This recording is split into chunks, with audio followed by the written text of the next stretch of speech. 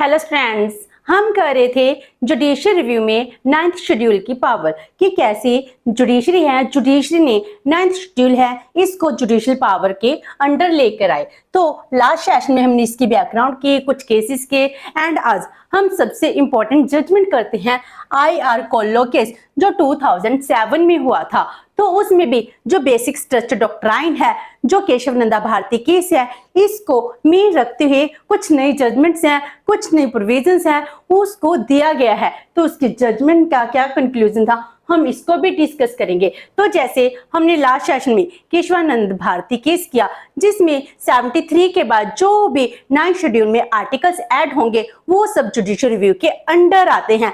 तो उसके बाद वामन राव केस है वो आता है versus union of India case in 1981 में। तो हम वो केस डिस्कस कर रहे हैं जो 9th शेड्यूल्स के साथ रिलेटेड है, जो 31B(C)(A) के साथ रिलेटेड है, हम उसको ही डिस्कस कर रहे हैं। तो वामन राव केस आता है। वामन राव केस में भी क्या था, जब सुप्रीम कोर्ट है, सुप्रीम कोर्ट देखती है कि जो बेसिक स्ट्रक्चर है वो चेंज हो रहा है, तो बेसिक स्ट्रक्चर को प्रोटेक्ट करने के लिए दोबारा से ही जो केशव नंदा भारती केस है इसको रीअफर्म किया जाता है। तो सुप्रीम कोर्ट एग्जामिन करती है validity of article 31A and 31B with the respect to the doctrine of the basic structure introduced under the Keshav Nanda Bharati case 73।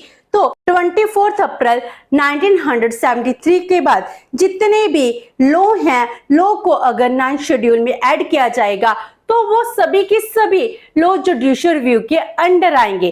पहले क्या बन गया, तो जुडिशियल रिव्यू के लिए इसको एग्जम्प्टेड किया गया था, तो 9th शेड्यूल को फर्स्ट अमेंडमेंट के थ्रू ऐड किया जाता है। उसके बाद 31B है, इसके थ्रू जितने भी लॉ इंक्लूड किए गए हैं उन पर जुडिशरी अपना रिव्यू नहीं कर सकती है, ओवररूल नहीं कर सकती है, तो पार्लियामेंट को सुप्रीम बनाया गया। लेकिन जब केशवानंद भारती केस होता है इसमें बेसिक स्ट्रक्चर डॉक्ट्राइन आता है, इसके बाद सुप्रीम कोर्ट यही कहती है कि आज के बाद जितने भी नए केसेस होंगे उसको जुडिशियल रिव्यू के अंडर लाया जाएगा। तो वामन राव केस है, इसमें भी क्या हो रहा था, आर्टिकल 31B(A) इनके साथ वायलेट हो रहे थे, जो फंडामेंटल राइट है आर्टिकल 14, 19 है वो वायलेट हो रहे हैं। तो इसीलिए इसकी वैलिडिटी के लिए बेसिक स्ट्रक्चर डॉक्ट्राइन के लिए चैलेंज किया जाता है। तो फिर सुप्रीम कोर्ट इसकी वैलिडिटी को दोबारा से चेक करती है और डिसीजन क्या देती है, basic structure doctrine is applicable prospectively.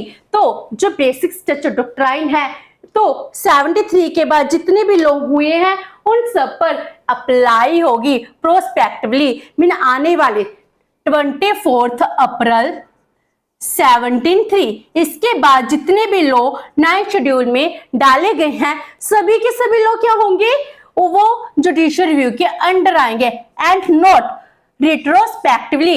Retrospectively meaning back date पर, जो 24 अप्रैल 73 है इसके ऊपर जुडिशियल रिव्यू की पावर नहीं होगी, तो जो जुडिशियल रिव्यू के अंडर नहीं आ सकते हैं।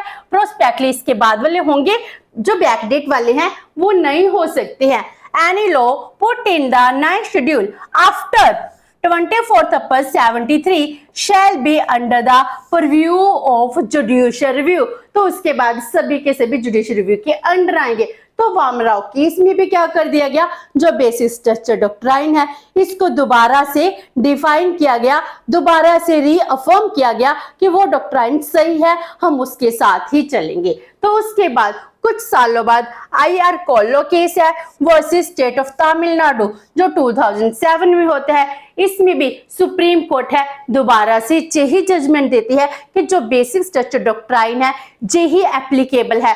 और वामन राव केस है इसको भी कोर्ट करती है कि जो कुछ वामन राव केस में basic structure Kesavananda Bharati case में हुआ था हम इसको मानते हैं। अगर गवर्नमेंट है, गवर्नमेंट ऑफ इंडिया और स्टेट कोई भी एक्ट पास करती है और उस एक्ट को 31B में 9th शेड्यूल में ऐड कर देती है, वो जुडिशियल रिव्यू की पावर से बाहर नहीं हो सकता।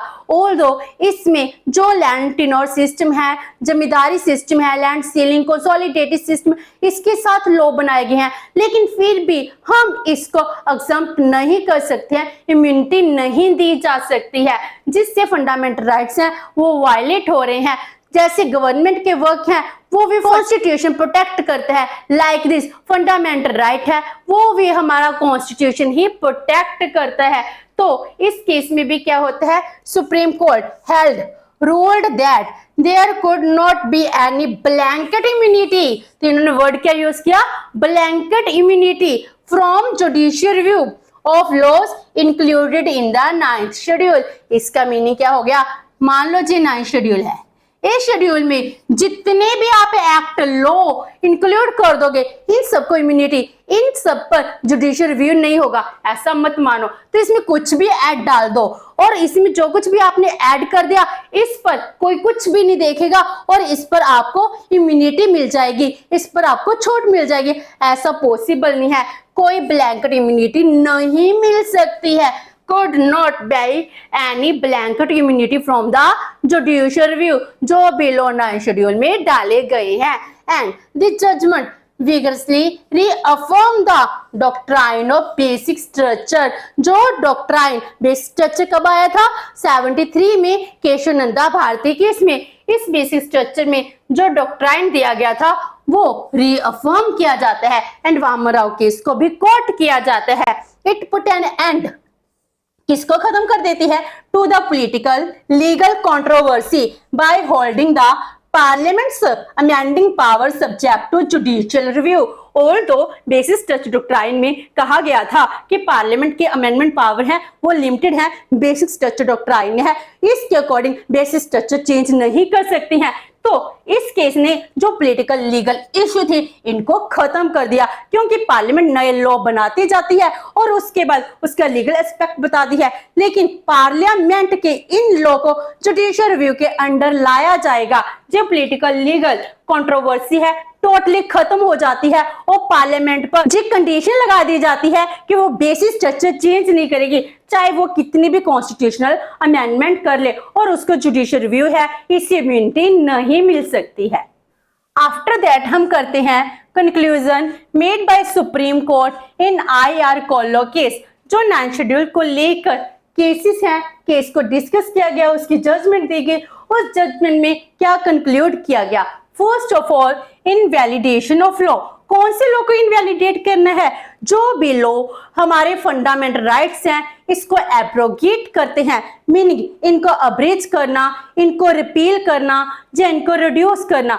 जो भी लॉ ऐसा होगा जिससे हमारे फंडामेंटल राइट्स हैं जो पार्ट 3 में दिए गए हैं वो एब्रोगेट हो रहे हैं या अब्रेज हो रहे हैं, इन लॉ को हम इनवैलिड कह सकते हैं, क्योंकि ये लॉ फंडामेंटल राइट्स के अगेंस्ट हैं। तो जो हमारे आर्टिकल 14, 19, 21 जो आर्टिकल हमको प्रोटेक्ट करते हैं, हमकी इक्वालिटी, फ्रीडम, लाइफ है वो देते हैं, उन लॉ के अगेंस्ट कोई भी लॉ नहीं बनाया जा सकता। तो उनके अगेंस्ट कोई लॉ बनाकर अगर 9th शेड्यूल में डाल दिया जाता है तो ऐसे लॉ को ही इनवैलिड कहा जाएगा। तो 9th शेड्यूल क्या कहते हैं, check the right test before implementation. जो भी आपने नए लॉ बनाए, नए लॉ बनाकर 9th शेड्यूल में क्या कर दिए, ऐड कर दिए। अब इन नए लॉ को क्या करना पड़ेगा, पहले राइट टेस्ट देना पड़ेगा। राइट टेस्ट क्या है, एक ऐसा मेथड है जिससे हम जो नया लॉ बनाया गया है उसकी वैलिडिटी को पूरी तरह से चेक करते हैं कि इसका सोशल लेवल पर, पॉलिटिकल लेवल पर या लीगल लेवल पर लोगों पर इसका बैड इंपैक्ट तो नहीं पड़ रहा। अगर इसका कोई भी बैड इंपैक्ट नहीं है तो वो राइट टेस्ट में पास हो जाता है। तो 9th शेड्यूल क्या करते हैं, check the right test before implementation. तो इम्प्लीमेंटेशन होनी चाहिए, तो इसीलिए तो अगर राइट टेस्ट पास हो गया तो 9th शेड्यूल में ऐड होगा, अदरवाइज नहीं हो सकता। तो इस तरह अगर इंक्लूड हो भी जाता है उसको जुडिशियल रिव्यू के अंडर आना ही होगा। तो अगर वो हमारा राइट टेस्ट पास नहीं करेगा तो ऐसे लोग को हम कैंसिल कर सकते हैं, इनवैलिड कर सकते हैं, जो उसको पावर दी गई है। Then actual test and impact test. Actual test and impact test. अब कोई भी लॉ बना दिया गया, लॉ बनाने के बाद उसका एक्चुअली रियलिटी में टेस्ट होगा, लोगों पर डायरेक्टली इसका क्या इम्पैक्ट पड़ा है। तो हमारी सरकार ने पार्लियामेंट में कोई लॉ बनाया, लॉ बनने के बाद जब उसको इन्फोर्स किया जाता है, इंप्लीमेंट किया जाता है, उसके बाद इसका इम्पैक्ट है वो सामने आता है। तो इसका क्या इम्पैक्ट पड़ा है, अच्छा या बुरा, लोगों पर कितना इम्पैक्ट पड़ा है। तो एक्चुअल टेस्ट, एक्चुअल रियलिटी में टैक्स इन्फोर्स होने के बाद पता चलता है, एंड इम्पैक्ट टेस्ट तो ये देखा जाएगा अगर इस पर लोगों पर नेगेटिव इंपैक्ट नहीं पड़ा तो ये वैलिड है, अगर नेगेटिव इंपैक्ट पड़ेगा इसको इनवैलिड भी कहा जा सकता है। Validity of constitutional amendment requires the actual effect and impact of the law on the fundamental rights, जिससे फंडामेंटल राइट्स है वो ब्रीच नहीं हो सकते हैं। Then new constitutional amendment cannot destroy or damage the basic structure doctrine। जो भी constitution amendment की जाती है, कोई भी नई कॉन्स्टिट्यूशन अमेंडमेंट आप कर सकते हो, लेकिन आपके अमेंडमेंट कैसी होनी चाहिए, जो हमारा बेसिक स्ट्रक्चर डॉक्ट्राइन है, केशवानंद भारती केस में आया था, उसको हम डिस्ट्रॉय और डैमेज नहीं कर सकते हैं। एंड जो बेसिक स्ट्रक्चर डॉक्ट्राइन है ना, ये क्या है, इवॉल्विंग है। इवॉल्विंग का मीनिंग क्या हो गया, 73 में जब केस आता है सभी की सब बेसिक स्ट्रक्चर को डिफाइन नहीं किया जाता और उसमें बताया जाता है टाइम के साथ हो सकता है अदर थिंग्स हैं वो भी बेसिक स्ट्रक्चर का पार्ट बन जाए। तो ये क्या है, एवर इवॉल्विंग, जो हमेशा ही चलता जाता है, टाइम के साथ इंक्लूड होता जाता है, क्योंकि एक टाइम में बेसिक स्ट्रक्चर को डिफाइन करना डिफिकल्ट हो जाता है। तो नेक्स्ट केस आते हैं, उसमें बेंच है वो देखते हैं जी बेसिक स्ट्रक्चर का पार्ट है या नहीं है। तो इसीलिए कोई भी आप कॉन्स्टिट्यूशन अमेंडमेंट करते हो जिससे बेसिक स्ट्रक्चर है इसको डिस्ट्रॉय नहीं कर सकते हो। So, inclusion of various law in the 9th schedule shall have to be tested on the touchstone of the basic or essential feature of the Constitution as in Article 14, 19 and 21। तो इसका meaning क्या हो गया, आपने कोई भी law है 9th schedule में ऐड कर दिया तो इसके लिए आप ये नहीं कह सकते जी बेसिक स्ट्रक्चर डॉक्ट्राइन से बाहर हो गया, बिल्कुल भी ऐसा नहीं हो सकता है। तो उसके बाद आता है protection of golden triangle, article 14, 19 and 21। तो गोल्डन ट्रायंगल कैसे बन गई, जो आर्टिकल 14 है right to equality, 19 freedom and 21 है जे राइट टू लाइफ देता है। तो इस तरह जे क्या है, जो कॉन्स्टिट्यूशन में फंडामेंटल राइट्स है एक गोल्डन ट्रायंगल है, इसको प्रोटेक्ट करना गवर्नमेंट की ड्यूटी बनती है और अगर वो ब्रीच करती है तो जुडिशरी है इसको प्रोटेक्ट करती है। इसके लिए 2 टेस्ट है, राइट टेस्ट है एंड एसेंस ऑफ राइट्स बन जाता है। राइट टेस्ट क्या है, जैसे हमने ऊपर देखा, method of determining the validity and enforceability of a right, कि कोई राइट है वो सही है या नहीं है, इसकी वैलिडिटी को डिटरमिन करना, इन्फोर्सेबिलिटी को देखना कि इस मेथड से किसी पर बैड इंपैक्ट तो नहीं पड़ा। Then essence of rights, fundamental nature of rights and can not be taken away in any way from the individual. तो इसका मीनिंग क्या होता है, एसेंस ऑफ राइट्स, राइट्स क्यों दिए जा रहे हैं, क्योंकि अगर हम इसको इंडिविजुअल को नहीं देंगे तो उसकी डेवलपमेंट नहीं हो सकती है। तो right test and essence of rights देखा जाता है। अगर इनमें हम देखते हैं तो कोई भी जजमेंट देते हैं, इनमें राइट टेस्ट है पहले इसको देखा जाता है। तो जज the validity of the law, right test is more appropriate, कि इसके साथ लॉ है, लॉ पर किसी का बैड इंपैक्ट तो नहीं है, किसी के राइट वायलेट तो नहीं हो रहे, तब जाकर हम राइट टेस्ट के बाद उस लॉ को वैलिड कह सकते हैं, अदरवाइज वो इनवैलिड हो जाएगा। तो ऐसी कंक्लूजन है जो IR कोलो केस में डिफाइन की गई थी। विद दिस हमारा जुडिशियल रिव्यू का टॉपिक कंप्लीट होता है। होप से कि आपको ये सेशन अच्छा लगा होगा। अगर आपकी कोई क्वेरी है तो पोस्टिंग कमेंट बॉक्स में, वीडियो अच्छी लगी तो please like and share with your friends. Thank you so much and have a nice day.